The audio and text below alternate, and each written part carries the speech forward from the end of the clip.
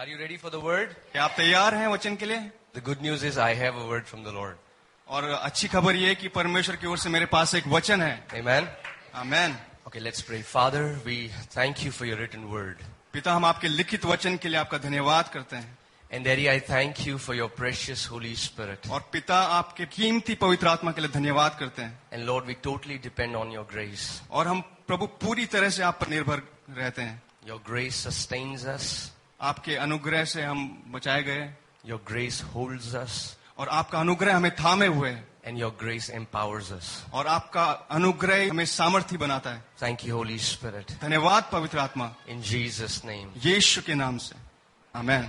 Amen. Today, the message that I want to share is new creation in Christ. तो आज का जो वचन मैं आपसे बांटना चाहता हूँ, उसका शीर्षक है नई सृष्टि यीशु में. Many people don't have any idea what Christianity really is.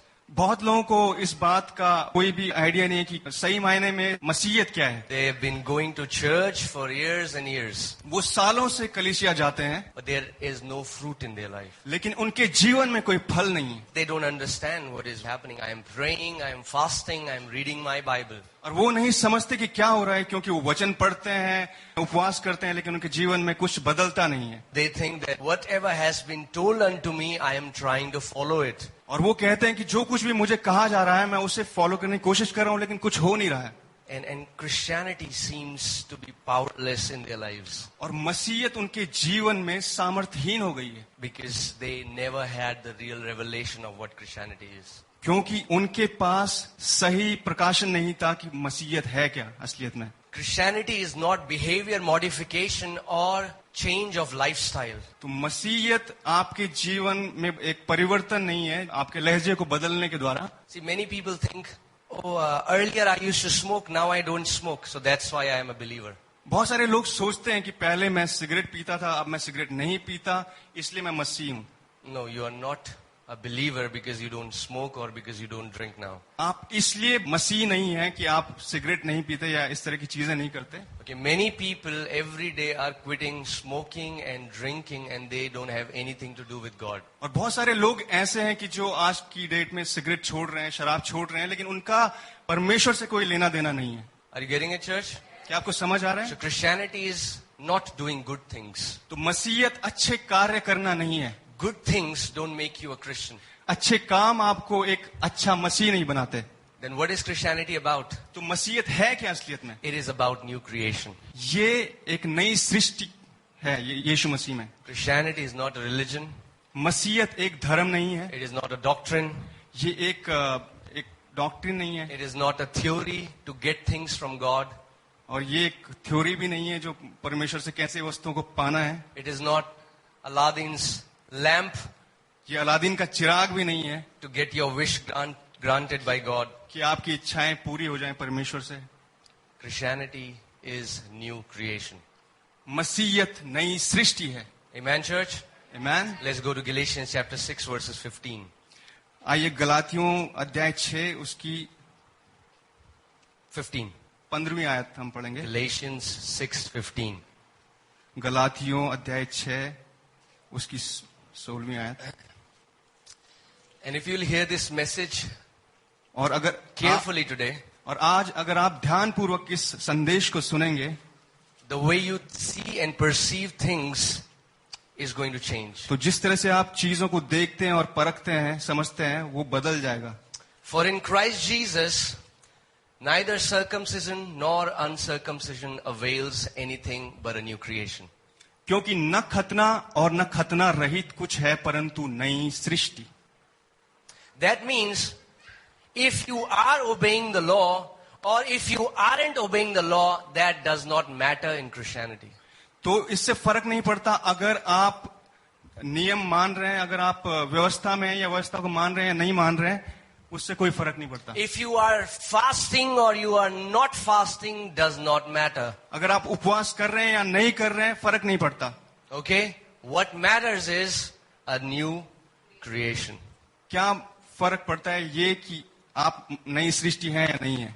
And if you will just understand this term new creation, तो अगर इस शब्द को अगर आप समझेंगे कि क्या है नई सृष्टि, everything in your life will be different.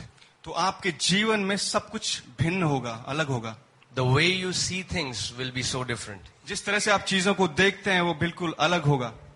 What happened the moment you said, Jesus be the Lord of my life? क्या हुआ जिस क्षण आपने बोला कि यीशु मसीह मेरे जीवन के प्रभु हो जाइए? Instantly you got born again. तुरंत आपका नया जन्म हो गया. Right? ठीक है? In a second, your spirit was recreated. एक क्षण में आपकी जो आत्मा थी वो नई हो गई. And Jesus came and started to abide in your spirit. और यीशु मसीह आया और आपकी आत्मा में रहने लग गया. Okay, now physically, there was no manifestation. शारीरिक रूप से कोई प्रकटीकरण नहीं हुआ. It is very similar to when Mary conceived Jesus. ये बहुत ही उसी जैसा है कि जैसे मरियम ने यीशु मसीह को अपने गर्भ में गर्भ धारण The किया. moment Mary conceived Jesus, there was no physical manifestation. जिस क्षण मरियम ने यीशु मसीह के द्वारा गर्भ धारण किया, कोई शारीरिक प्रकटीकरण नहीं था उसका. But Almighty God लेकिन परमेश्वर came and started to dwell in her womb. तो परमेश्वर आया और मरियम के गर्भ में रहने लगा. In the very same way, when you say, Jesus be the Lord of my life, उसी तरीके से जब आप ये कहते हैं कि यीशु मेरे जीवन के स्वामी बन जाइए, nothing changed physically. कुछ भी शारीरिक रूप से नहीं बदलता. But Almighty God came and started to dwell in your लेकिन spirit. परमेश्वर आता है और आपके आत्मा में रहने लगता है. Amen? Amen. The way we conceived Jesus is very similar to the way Mary conceived Jesus. तो जिस तरह से हम अपने गर्भ में यीशु को रखते हैं, वो उसी तरह से है जैसे मरियम ने यीशु को अपने गर्भ में रखा. Mary received the word Maryam ने वचन को ग्रहण किया and she conceived Jesus. और वो यीशु मसीह के द्वार उसके साथ उसके गर्भ में यीशु मसीह आए. We received the word and we conceived Jesus in our spirit. तो हमने परमेश्वर का वचन ग्रहण किया और अपनी आत्मा में यीशु को ग्रहण किया. Now the only difference is एक ही बात अलग है. that Mary conceived Jesus that was baby. Maryam ने उस यीशु को अपने गर्भ में लिया जो बच्चा था. We conceived Jesus who is the Lord of lords and the King of kings, Amen. who is warrior. We conceived that Jesus in our spirit. लेकिन हमने उस यीशु को ग्रहण किया जो राजाओं का राजा और प्रभुओं का प्रभु है, सारी सृष्टि का. We didn't receive a baby Jesus in our spirit. हमने एक बालक यीशु को अपने जीवन में ग्रहण नहीं किया. But we received Jesus who defeated death and sickness and Satan on the cross of Calvary. लेकिन हमने उस यीशु को ग्रहण किया जिसने शैतान, जिसने मृत्यु और जिसने हर बीमारी पर जय पाई इस क्रूस पर. Amen? Amen. The Jesus who lives in us is a warrior Jesus. जो यीशु हम में रहता है वो एक योद्धा यीशु है. He's not a weak Jesus. वो एक कमजोर यीशु नहीं. He's a conqueror. वो एक जयवंत यीशु है. The day you received Jesus, conqueror came and started to live in your spirit. जिस दिन आपका नया जन्म हुआ, आपने उस योद्धा यीशु को अपने अंदर ग्रहण किया, अपनी आत्मा में ग्रहण किया. Amen? Amen. But so much of Christianity today is about getting new things from God. लेकिन आजकल की जो मसीहत है वो ये है कि हम किस रीति से परमेश्वर से और नई नई चीजें प्राप्त करें. Oh, I'll go to that meeting, I'll receive a new anointing. अच्छा, अगर मैं उस सभा में जाऊंगा तो मैं एक नया अभिषेक मुझे मिलेगा. I don't know where that word came from because Bible doesn't talk about new anointing. मुझे पता नहीं वो ये शब्द कहाँ से आया, क्योंकि बाइबल हमें इसके बारे में नहीं बताती. Because the anointing never gets stale. It is always fresh because it is from Almighty God.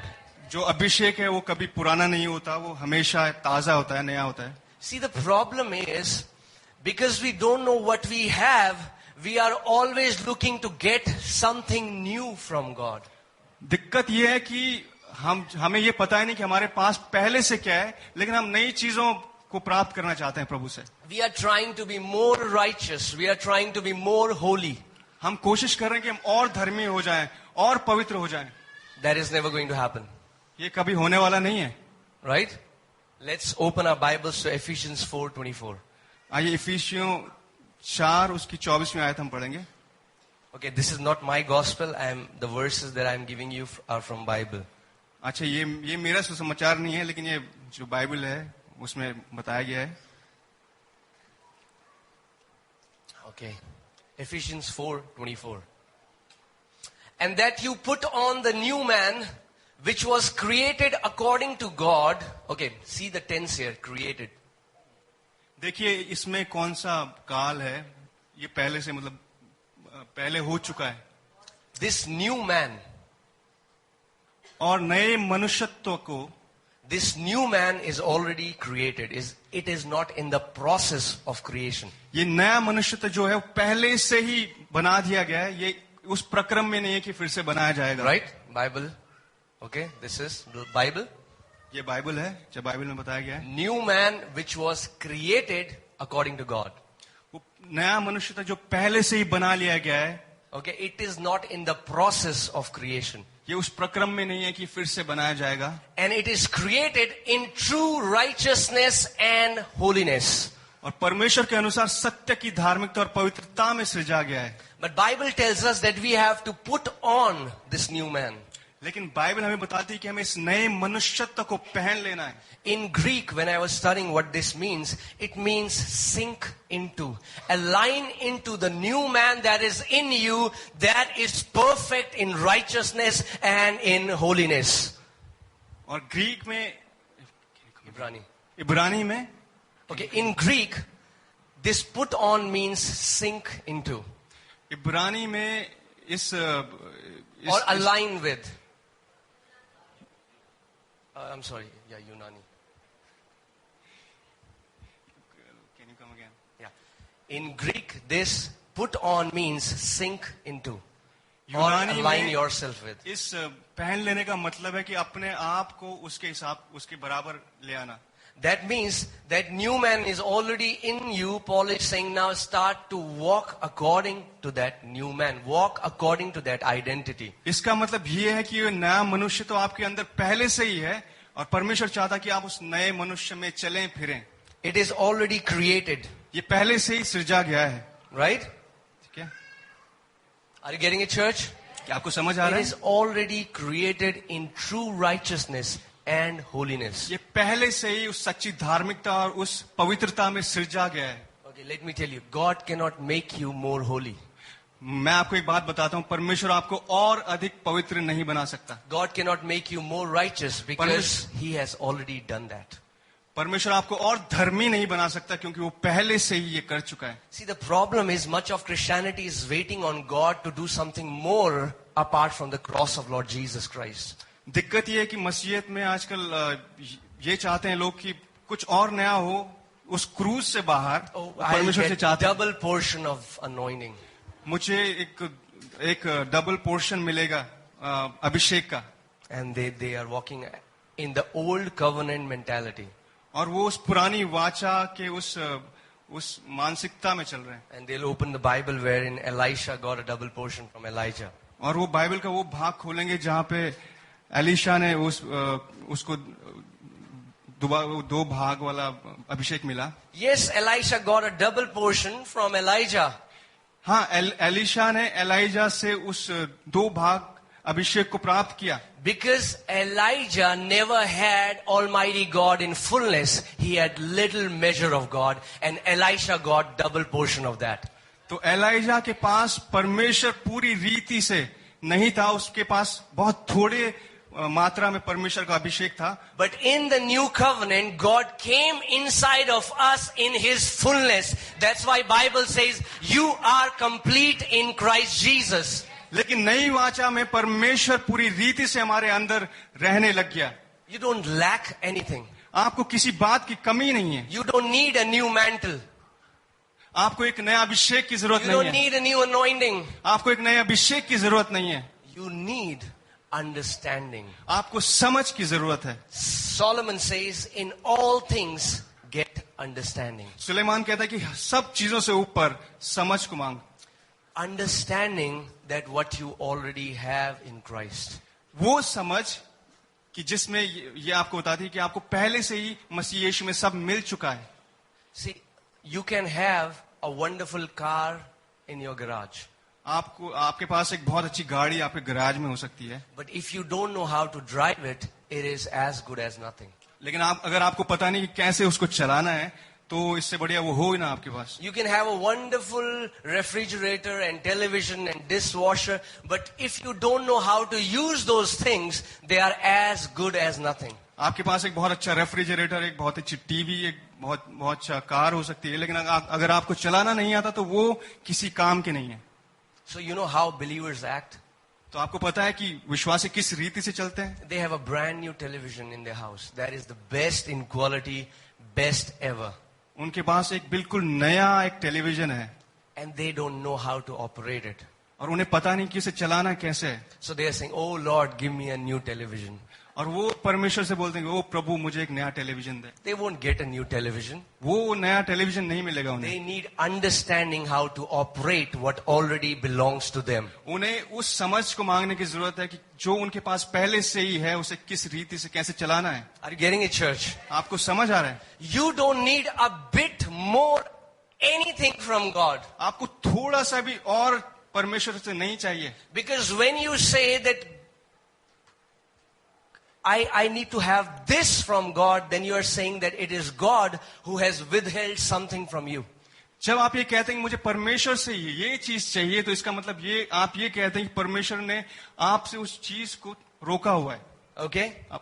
Ephesians 1:3. इफिसियों 1:3 What does it say? क्या बोलता है ये? Says, "Blessed be the God and Father of our Lord Jesus Christ, who has blessed us with every spiritual blessing in the heavenly places in Christ." हमारे प्रभु यीशु के पिता और परमेश्वर का धन्यवाद हो कि उसने हमें मसीह में स्वर्गीय स्थानों पर सब प्रकार की आत्मिक आशीष दे दी है. How many blessings? कितनी आशीषें? How many blessings? कितनी आशीषें? Are you sure? क्या आप निश्चित हैं? Can the word of God lie? क्या परमेश्वर का वचन झूठ बोल सकता है?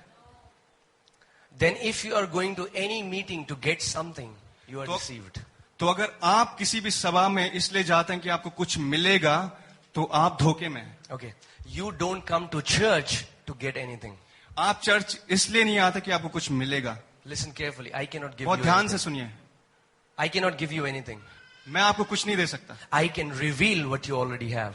मैं उस बात को प्रकट कर सकता हूं जो आपके पास पहले से ही Amen? है.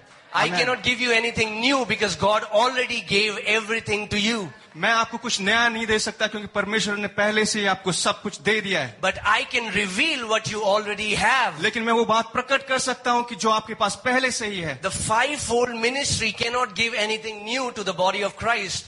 5 प्रकार की सेवकाई जो है वो कुछ और नया नहीं दे सकते. But they can reveal what God has already given you. लेकिन वो प्रकट कर सकते हैं जो परमेश्वर ने पहले से ही आपको दे दिया है. When you read Ephesians, Paul was not giving anything new to the church. He was telling them what they already had. जब आप इफिसियों पढ़ेंगे तो आप देखेंगे कि पॉल उनको कुछ नई चीज नहीं दे रहा था, लेकिन वो उनको प्रकट कर रहा था जो उनके पास पहले से He ही था. said, "I pray that you will operate under the spirit of wisdom and revelation so that you would know what you guys already have." वो ये प्रार्थना कर रहा है कि उन्हें समझ मिले, उन्हें प्रकाशन मिले उस चीज का जो उनके पास पहले से ही परमेश्वर ने दे दी है. Amen, church? Amen. Are you getting it? क्या आपको समझ आ रहा है? Are you sure? आप निश्चित हैं? Are you sure?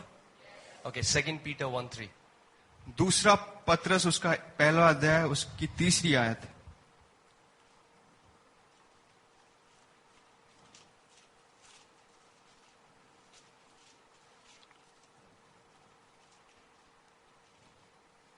Second Peter 1:3. दूसरा पत्रस उसका पहला अध्याय उसकी 3री आयत. It says, "As His divine power has given to us all things that pertain to life and godliness through the knowledge of Him who called us by glory and virtue." क्योंकि उसकी ईश्वरीय सामर्थ्य ने सब कुछ जो जीवन और भक्ति से संबंध रखता है हमें उसी की पहचान के द्वारा दिया है जिसने हमें अपनी ही महिमा और सद्गुण के अनुसार बुलाया है. Again, focus on the tense. आप बिल्कुल ध्यान दीजिए कि कौन As से His टेंस में divine है. power has given to us, जैसे उसकी ईश्वरीय शक्ति ने हमें पहले से ही दे दिया है. not will give to us. ये ऐसा नहीं कहता कि देगा. He has given to us all things that pertain to life and godliness. उसने हमें पहले से ही वो चीज दे दी है जो हमें इस जीवन में चाहिए. Okay, let me tell you one more thing. मैं आपको एक God चीज बताता cannot हूँ. give you any more thing. Sorry? God cannot give you anything now. परमेश्वर आपको और कुछ अधिक नहीं दे सकता. Why? क्यों? Because He already gave you everything. क्योंकि उसने पहले से ये दे दिया है. Right? Bible says in Romans chapter 8, Paul says that the Spirit of God bears witness with our spirit that we are the children of God. Bible हमें बताती है रोमियो में कि परमेश्वर का आत्मा हमारी आत्मा के साथ गवाही देता है कि हम परमेश्वर की संतान We हैं. are heirs of God. हम उसके संगी वारिस हैं. And if we are heirs of God, what belongs to God belongs to us. तो अगर हम उसके वारिस हैं तो जो परमेश्वर का है वो हमारा है. If He had already signed a will and said that whatever belongs to me belongs to you, what more can He give you? तो अगर उसने उस विल पर साइन कर दिए हैं कि जो उसका है वो आपका है, तो अब और आपको क्या अधिक देगा वो? Are you getting it, church? क्या आपको समझ आ रहा है? He has already declared that what belongs to me belongs to you. उसने पहले से इस बात की घोषणा कर दी है कि जो परमेश्वर का है वो आपका है. But the problem in the church is servanthood mentality. They want to serve and earn it. लेकिन अभी चर्च में दिक्कत ये है कि हमारे पास वो नौकरों वाला वो मानसिकता है. Although we are an heir of God, we want to be servants of God. भले ही हम उसके वारिस हैं लेकिन हम उसके दास बनना चाहते हैं. We are called to be servants, but not to God. We are servants of each other. हाँ, लेकिन हमें बुलाया तो गया है दास बनने के लिए, लेकिन एक दूसरे के, परमेश्वर के नहीं. Right? Are you with me, church? क्या आप मेरे साथ हैं? That was the problem when you will read the parable of prodigal son. यही वो दिक्कत थी अगर आप वो वाला दृष्टांत पढ़ेंगे उड़ाऊ पुत्र का. The son goes astray, lives wild, spends all his money in wild living, prostitution, comes back to the father. छोटा पुत्र पिता से उसकी जायदाद का हिस्सा मांगता है, जाता है, उड़ाता है और फिर वापस अपने पिता के पास आता है. And he thinks that I have lost that relationship with my father. और उसे ये लगता है कि मैंने वो रिश्ता अपने पिता के साथ खो दिया. Okay, so he's like, if I have lost that relationship to be a son, there might be a possibility that he would take me as his servant. और वो ये बात अपने मन में सोचता है कि मैंने जैसे अपना रिश्ता अपने पिता से खो दिया तो वो मेरे को एक नौकर की तरह रख लेगा. But what does the father do? लेकिन पिता क्या करता है? He hugs him. वो उसे गले से लगा लेता है. He kisses him. वो उसे चूमता है. He calls his servants. वो अपने दासों को बुलाता है. And tells them, bring the best robe for my son. और वो उन्हें कहता है कि उसके लिए जो बिल्कुल बेस्ट, जो अच्छा परिधान है वो लेके आओ. Put finger on his ring. उससे अंगूठी पहनाओ. Yeah, I told you I have not slept, so that could happen. Okay, so you have to bear with me. Okay, so put finger on his ring. Oh. Put ring on his finger. उसे अंगूठी पहनाओ. Put sandals at his feet. उसके पैरों पर चप्पलें पहनाओ. And the father throws a party for his son. और पिता अपने बेटे के लिए एक जश्न मनाता है. Okay, now the elder son comes. अब बड़ा वाला बेटा आता है. Now elder son is so frustrated. और जो बड़ा वाला बेटा है वो बहुत ही दुखित है इस बात से. Why? क्यों? Because he thinks he deserves that party. क्योंकि उससे ये लगता है कि वो उसके काबिल है उस जश्न के जो The younger one is not worthy that the father should throw party for him. उसे ये लगता है कि छोटा बेटा इस योग्य नहीं कि उसके लिए जश्न मनाया जाए. But I am worthy because he tells his father, I have been serving you all my life and you never gave me a goat to party with my friends. लेकिन वो कहता है कि मैं योग्य हूँ क्योंकि मैंने जीवन भर अपने पिता की सेवा की. And you never gave me a goat to party with my friends. और तुमने मुझे कुछ भी एक बकरी का बच्चा भी नहीं दिया जश्न मनाने के लिए. What does the father say? पिता क्या कहता है? He says, my son, वो कहता है कि मेरे पुत्र, all that I have was yours. जो कुछ मेरा था तेरा था. But your servanthood mentality stopped you to walk into that inheritance. लेकिन तेरे दासत्व की मानसिकता ने तू उस जो तेरा था उसको तू समझ नहीं पाया. Because you wanted to earn it from me. क्योंकि तू उसे कमाना चाहता था मुझसे. And let me tell you, लेकिन मैं आपको एक बात बताना चाहता हूँ. God will never allow you to earn anything from him. परमेश्वर आपको इस बात की अनुमति कभी नहीं देगा कि आप उससे कुछ कमाएं. Never ever you can earn anything from God because then you will have the provision to boast before him. तो आप परमेश्वर से कभी भी, क्योंकि आपको इस बात का घमंड होगा, अगर परमेश्वर इसलिए चाहता कि आप कभी उससे कमाने की कोशिश ना करें कुछ, And nobody can boast before God. और परमेश्वर के सामने कोई घमंड नहीं कर सकता. Are you getting it, church? क्या आपको समझ आ रहा है? So there is nothing that you lack. तो कुछ भी नहीं है जिस बात की आपको कमी है. There is nothing that you lack. The moment you got born again, you became an heir of Almighty God. तो आपको किसी बात की कमी नहीं है. जिस क्षण आपने प्रभु यीशु मसीह को ग्रहण किया, आप उसके चीजों के वारिस हो गए. And whatever is God's was given to you. और जो कुछ परमेश्वर का था वो आपका था, आपका है. Now it is not God who is not giving you things. It is us who don't know how to walk in our inheritance like the elder son. तो परमेश्वर, अब परमेश्वर नहीं कि जो हमें चीजों को दे नहीं रहा है, लेकिन हम हैं जो हम उस फुलनेस में नहीं चल पा रहे हैं जो उसने हमें पहले से दिया है. You know, we are not able to walk into that inheritance. हम उस जो हमारी जिसके हम वारिस हैं उसमें हम चल नहीं पा रहे हैं. Why? Because we are trying to earn things from God. क्यों? क्योंकि हम कमाने की कोशिश कर रहे हैं परमेश्वर से. 3 months I am going to fast and pray, then God will release me into ministry. Never going to happen. 3 महीने में उपवास करूंगा तब परमेश्वर मुझे सेवकाई में भेजेगा, ऐसा होने वाला नहीं You are है. trying to earn. क्योंकि आप Your कमाने की ministry. कोशिश कर रहे हैं. You cannot earn ministry from God. आप सेवकाई को कमा नहीं सकते It परमेश्वर is से. freely given. ये मुफ्त में दिया गया है. Are you getting it, church? आपको समझ आ रहा है? It is not given on your merits. ये आपकी काबिलियत पर नहीं दिया गया है. Whatever God gives, He gives by grace. जो कुछ परमेश्वर देता है वो अनुग्रह से ही देता है. Oh, I am going to do this for God, then He will do something for me. Never going to happen. ओ मैं परमेश्वर के लिए ये करूंगा तो वो मुझे कुछ देगा. सॉरी, ये होने वाला नहीं है. Can you imagine the eldest son was working and was faithful all his life, still father never gave a goat to him. क्या आप कल्पना कर सकते हैं कि वो बड़ा वाला पुत्र अपने पिता की सेवा कर रहा था जीवन भर, तब भी पिता ने उसे एक बकरी का बच्चा भी नहीं दिया? Never ever. कभी नहीं. Never ever ever. कभी नहीं. You know why? क्या आप जानते हैं क्यों? Because he will never ever do that.